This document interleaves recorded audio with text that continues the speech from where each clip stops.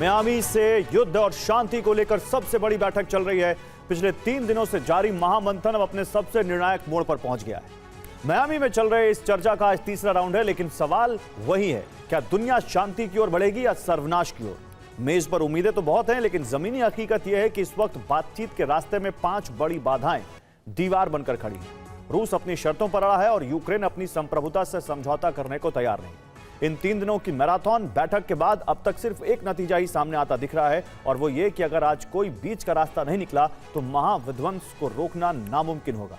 सबसे बड़ा सवाल यही है कि आखिर हल कैसे निकलेगा, अपनी अपनी जिद कौन छोड़ेगा? क्या मियामी की टेबल जंग खत्म करेगी या फिर यहां से दुनिया के महाविध्वंस का एक नया अध्याय शुरू होगा?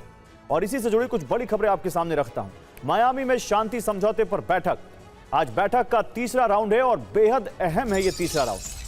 तो मियामी से बड़ी खबर है जहां पर शांति समझौते पर बैठक है। आज बैठक का तीसरा राउंड है और यह बेहद अहम है। अब तक की बैठक से कोई हल नहीं निकला। रूस अपनी शर्तों पर अड़ा हुआ है। यूक्रेन रूस में अब तक कोई सीधी बात भी नहीं हुई है।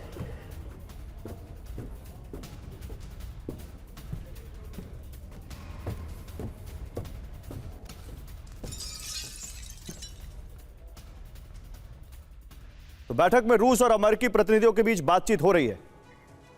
मियामी में हाई प्रोफाइल सीक्रेट मीटिंग चल रही है, जिसमें युद्ध का भविष्य तय करने के लिए सिर्फ चुनिंदा और सबसे ताकतवर चेहरे ही मौजूद हैं। इस बैठक में कोई आम डेलीगेट्स नहीं, बल्कि अमेरिका की तरफ से विदेश मंत्री मार्को रूबियो, ट्रंप के दामाद जैरेड कुशनर और विशेष दूत स्टीव विटकॉफ शामिल हैं। वहीं रूस की ओर से पुतिन के सबसे भरोसेमंद किरिल दिमित्रियेव ने मोर्चा संभाला है। लेकिन बड़ा सवाल यह है कि जिस युद्ध में यूक्रेन पिस रहा है, वहां यूक्रेन और रूस की सीधी बात क्यों नहीं हुई?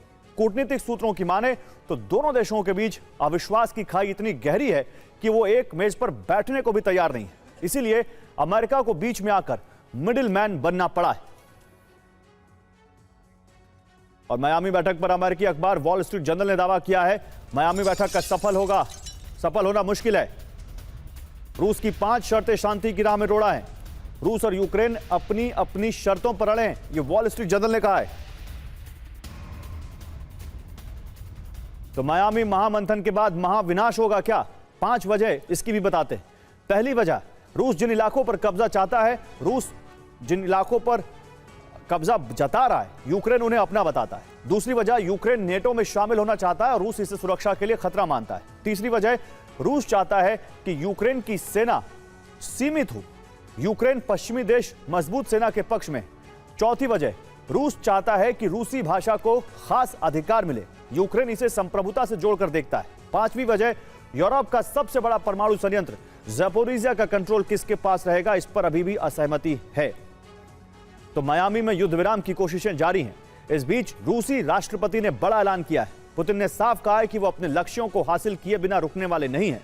इधर अमेरिका की एक सीक्रेट रिपोर्ट ने यूरोप तक खलबली मचा दी है। रिपोर्ट में दावा है कि पुतिन यूरोप के उन देशों पर रूसी झंडा लहराना चाहते हैं जो एक वक्त सोवियत संघ का हिस्सा थे या फिर उसके प्रभाव में थे। यानी यूक्रेन का रूस में संपूर्ण विलय तो तय है, यूरोप के लिए इसके कहीं ज्यादा खतरा बड़ा है।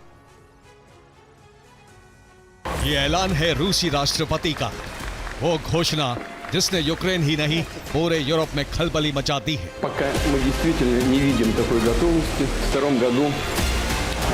साल के अंत में हुई रूसी राष्ट्रपति की मैराथन प्रेस कॉन्फ्रेंस में पुतिन ने साफ कर दिया, वो किसी भी कीमत पर अपने लक्ष्यों को हासिल किए बिना पीछे नहीं हटने वाले। अब गेंद पूरी तरह से यूरोप के पाले में है, फैसला उसे करना है। साल के अंत में रूसी राष्ट्रपति ने बड़ी प्रेस कॉन्फ्रेंस की, जो करीब 4 घंटे 27 मिनट तक चली।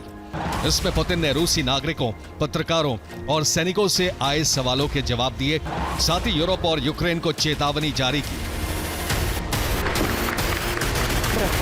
लेकिन इस पूरे कार्यक्रम के बाद सबसे ज्यादा चर्चा रूसी राष्ट्रपति के ठीक पीछे चल रहे रूसी मैप की हो रही है, जो बैकड्रॉप में मौजूद इस बड़ी एलईडी पर चल रहा था। ये मैप इस पूरी प्रेस कॉन्फ्रेंस में पुतिन के ठीक पीछे चलता रहा है। दावा है कि ये रूस का नया मैप है और इसमें यूक्रेन के कई हिस्सों को रूस में शामिल दिखाया गया है।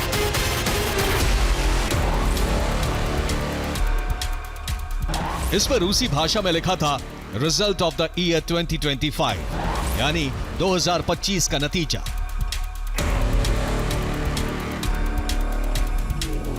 रूसी मैप पर लिखे शब्द यूरोप के लिए बड़ा संदेश माना जा रहा है। यूक्रेन के इलाकों को मैप में शामिल कर पुतिन ने अपने इरादे साफ कर दिए हैं। पुतिन इस भूभाग को रूस का हिस्सा मान चुके हैं और अब किसी भी हालत में छोड़ने वाले नहीं हैं। सिर्फ इतना ही नहीं, पुतिन ने चेतावनी भी दी कि अगर वार्ता विफल होती है और यूक्रेनी फौज रूसी भूभाग वाले हिस्सों से पीछे नहीं हटती तो रूसी सेना पूरे यूक्रेन पर कब्जा कर लेगी। लेकिन सवाल है, रूस के नए मैप में यूक्रेन का कौन कौन सा क्षेत्र और कितना प्रतिशत भूभाग शामिल है, यह भी आपको बताते हैं।